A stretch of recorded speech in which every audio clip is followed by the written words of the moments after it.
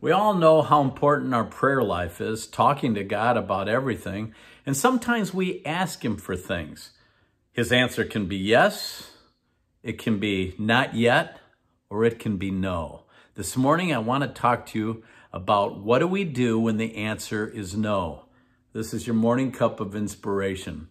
I was praying for something not long ago. I was praying fervently, just asking God, almost begging God to answer my prayer, but He didn't answer it the way that I wanted. And I had to really step back and think, why? Because the Bible says, ask and ye shall receive, seek and ye shall find, knock and the door shall be opened unto you.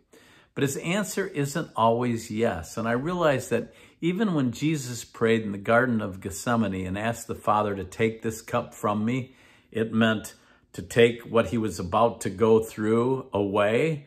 But then He said, nevertheless, not my will, but thine be done.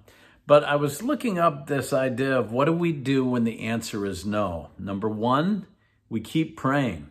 We don't stop praying because we know that He is our lifeline. Number two, we trust in Him.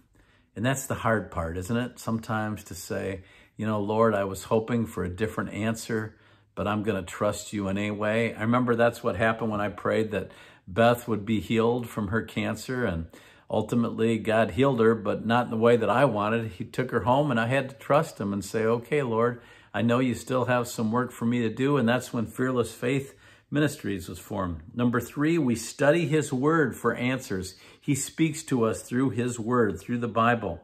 Number four, be encouraged by other believers. Talk to your friends who love the Lord and talk to them about some of the things you're going through. They can help you understand.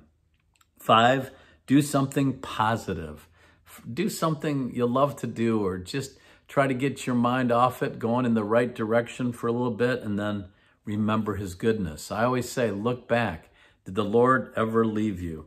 And I want to leave you with these verses.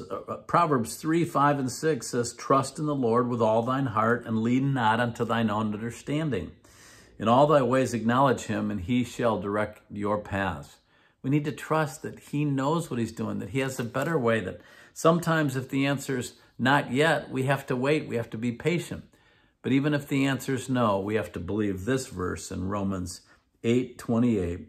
And we know that all things work together for good to them who love God, to them who are the called according to His purposes. So if you're praying about something, you've been praying about something, the answer hasn't come, keep praying.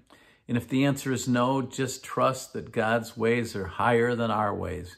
And ultimately, He's working it together for good. And it can turn out even better than you imagined. I hope that inspires you today. God bless you, and I'll see you soon for another morning cup of inspiration.